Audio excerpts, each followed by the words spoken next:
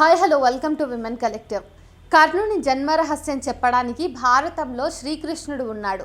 అది దైవ కార్యమని నమ్మించడానికి ఆనాడు భూస్వామ్య వ్యవస్థ ఉంది. ఆ ఘోరాన్ని వినసొంపుగా వివరించడానికి నేడు ప్రవచనకారులున్నారు. స్వర్ణాంధ్రలో ఒకరు ఇద్దరు కాదు, ఏకంగా 14 మంది చేసిన ఘోర ఆకృత్యానికి గాను బిడ్డను మోస్తున్న ఆధునిక కుంతికి భర్త ఎవరు? పుట్టబోతున్న ఆ బిడ్డకు తండ్రి ఎవరు? నిస్సహాయురాలైన బాలికపై క్రూర మృగాల కంటే హీనంగా నెలల కొద్దీ అత్యాచారం, నమ్మిన అమ్మాయి నోట్లో బీర్ బాటిల్ కుక్కి చంపగలిగే దుర్మార్గం, అత్యాచారం చేసి మురిగి కాల్వలు తొక్కి చంపగలిగే పైశాచికత్వం, భర్త ఎదురుగానే భార్యను రేప్ చేయగలిగే ధైర్యం నేరగాళ్ళకి ఎక్కడిది? పెరుగుతున్న పైశాచికత్వానికి అంతం ఎప్పుడు? ఆడబిడ్డల కోసమే పుట్టానని ఎక్కడ ఆకృత్యం జరిగితే అక్కడ ప్రత్యక్షమవుతానని చెప్పుకుంటున్న ఉప ముఖ్యమంత్రి అయిన స్వయం ప్రకటిత సనాతన ధర్మ పరిరక్షకుడు ఎక్కడ? ఆటవికమైన ఈ ఘోరాలతో స్వర్ణాంధ్ర నిర్మాణం సాగేనా?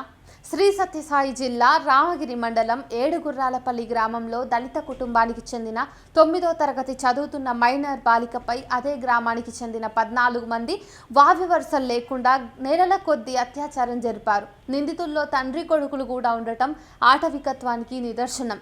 కూటమి ప్రభుత్వం అధికారంలోకి వచ్చిన రోజున జరిగిన విజయోత్సవ ర్యాలీలో తప్పెట అంటే దండోరా కొడుతూ ఆ అమ్మాయి తండ్రి చనిపోయాడు. తల్లి మానసిక వికలాంగులారు.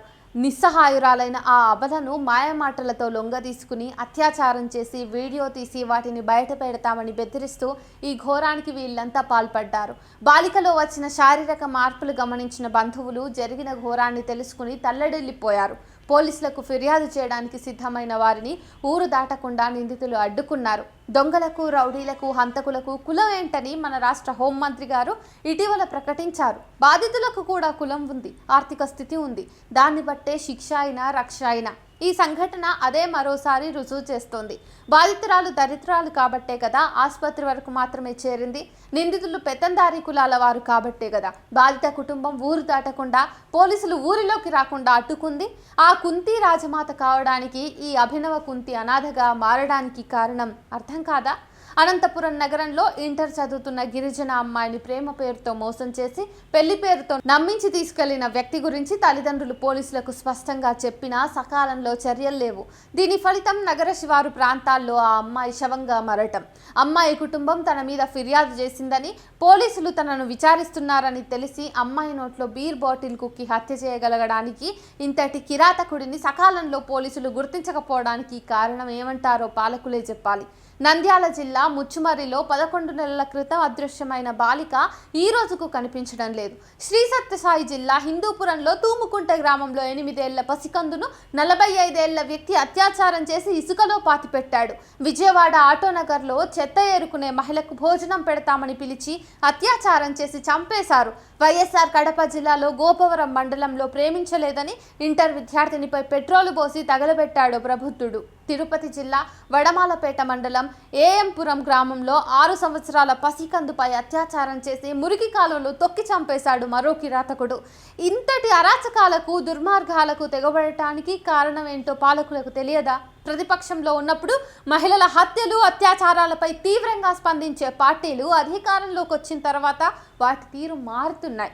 నేరాన్ని బట్టి కాకుండా నేరం చేసిన వారి రాజకీయాలను బట్టి పాలకుల వైఖరులు ఉంటున్నాయి.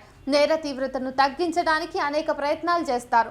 పౌర సమాజం స్పందనను, తమ రాజకీయ ప్రయోజనాలను బట్టి కొన్ని సందర్భాల్లో ప్రభుత్వాలు కొందరు నిందితులను ఎన్కౌంటర్లు చేసి చంపేస్తున్నాయి.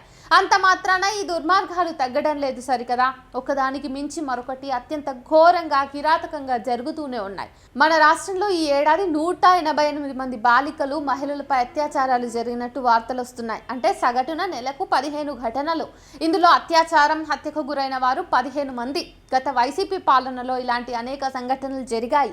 పల్నాడు జిల్లా గురజాల రైల్వే స్టేషన్ దగ్గర ఒడిశాకు చెందిన ఓ మహిళపై గ్యాంగ్ రేపు, గుంటూరు జిల్లా దుగ్గిరాలలో ఓ వివాహితపై అత్యాచారం, హత్య, బాపట్ల జిల్లా రేపల్లెలో వలస కూరి కుటుంబం మహిళపై సామూహిక అత్యాచారం ఇలా అనేకం జరిగాయి. జగన్ పాలనలో 4034 మంది మహిళలు అత్యాచారాలకు గురయ్యారని అప్పట్లో తెలుగుదేశం ప్రకటించింది.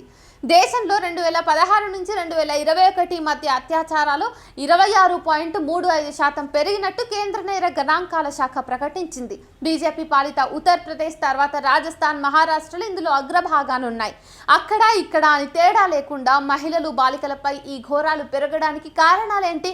ప్రపంచీకరణ వల్ల వచ్చిన విచ్చలవిడి సంస్కృతి మహిళను వ్యాపార వస్తువుగా మార్చేసింది. ఇంటిలో టీవీలు, బయట భారీ హోర్డింగుల్లో కనిపించే అశ్లీల వ్యాపార ప్రకటనలు యువతను ఎంతగా ప్రభావితం చేస్తున్నా పాలకులకు పట్టడం లేదు. సెల్ ఫోన్లో అనైతిక అశ్లీల ఆడియోలు, వీడియోలు, రీల్స్ కు అడ్డు అదుపు లేదు. బాలురు, యువత అవకాశం ఉంటే చాలు సెల్ ఫోన్లో గడిపేస్తున్నారు. ప్రభుత్వాలు చెబుతున్న నియంత్రణ మాటలకే పరిమితమవుతోంది. టీవీ సీరియళ్లు, సినిమాల్లో ద్వంద్వార్థపు మాటలు, పాటలు పసిపిల్లల మెదళ్లను విషతుల్యం చేస్తున్నాయి. ప్రభుత్వాలు ఆదాయం కోసం మద్యం అమ్మకాలు పెంచుతున్నాయి. గంజాయి లాంటి మాదక ద్రవ్యాలు పాఠశాలల పిల్లలకు కూడా అందుబాటులో ఉంటున్నా వాటి పట్ల కఠిన చర్యలు లేవు. బర్త్డేలు, న్యూ ఇయర్ ఫంక్షన్ల పేరుతో మద్యపానం సేవించడం, రోడ్లపై వికృతంగా ప్రవర్తించడం హీరోయిజం అయిపోయింది. రాజకీయ పార్టీలు అనుసరించే విధానాలు ఈ హత్యలు, అత్యాచారాలు పెరగడానికి మరో కారణం. మతోన్మాదం తలకెక్కిన ముష్కరులు మత ఘర్షణల సందర్భంగా మహిళల పట్ల ఎంత పాశవికంగా ప్రవర్తిస్తారో బిల్కిస్ బానోపై జరిగిన సామూహిక అత్యాచారం ఒక సజీవ ఉదాహరణ. గర్భాన్ని కోసి పిండాన్ని త్రిశూలంతో పొడిచి హత్య చేసిన సంఘటన. గర్భగుడిలో అభం శుభం తెలియని బాలికపై అత్యాచారం, హత్య ఉన్మాదానికి పరాకాష్ఠలు. అధికారంలో ఉన్నవారు వీరికి అండగా నిలవడం, క్షమాభిక్షలు పెట్టడం, వీధుల్లో ఊరేగింపులు కిరాతకులకు కొండంత బలాన్ని ఇస్తూ రెచ్చిపోయేలాగా చేస్తున్నాయి. అధికారం అంటగా ఉంటే చాలు తాము ఏం చేసినా చెల్లుతుందని నేరగాళ్లు బలంగా నమ్మే స్థాయికి మన రాజకీయ పాలనా వ్యవస్థ దిగజారిపోయింది. దళిత, గిరిజన, ఆర్థికంగా వెనుకబడిన మహిళలపై ఆకృత్యాలకు పాల్పడటానికి తరతరాలుగా మెదళ్లలో పాతుకుపోయిన భూస్వామ్య భావజాలం మరో కారణం. నేరాన్ని బట్టి కాకుండా కులాన్ని బట్టి స్పందించే మనస్తత్వం అన్ని స్థాయిల్లో తమ తేడాలతో ఉంటూ ఉంది. అగ్రకులం వారు చేసిన ఇలాంటి నేరాల్లో అత్యధికం పంచాయతీల పేరుతో ఎక్కడికక్కడ ముగిసిపోతున్నాయి. ఆర్థిక స్థితిని బట్టి అధికారుల స్పందన ఉంటుంది. నిందితులు ధనికులైతే వారి వెనుక అధికార పార్టీలుంటాయి. దాన్ని బట్టి పోలీసులు, ఇతర అధికారులు ప్రవర్తించే తీరుంటది. అందుకే నిందితుల్లో చట్టం అంటే భయం ఉండటం లేదు, నేరం పట్ల పశ్చాత్తాపం లేదు. సమాజాన్ని అన్ని విధాలా పతనావస్థకు చేరుస్తున్న ప్రపంచీకరణ వ్యాపార సంస్కృతిని ప్రజల్లో వివరించాలి. అందుకు ఆటంకంగా ఉన్న మతతత్వ కార్పొరేట్ శక్తులను, పెత్తందారీ రాజకీయాలను ఎదుర్కోవాలి. వేషాల మాటున చేస్తున్న మోసాలను నిలదీయాలి.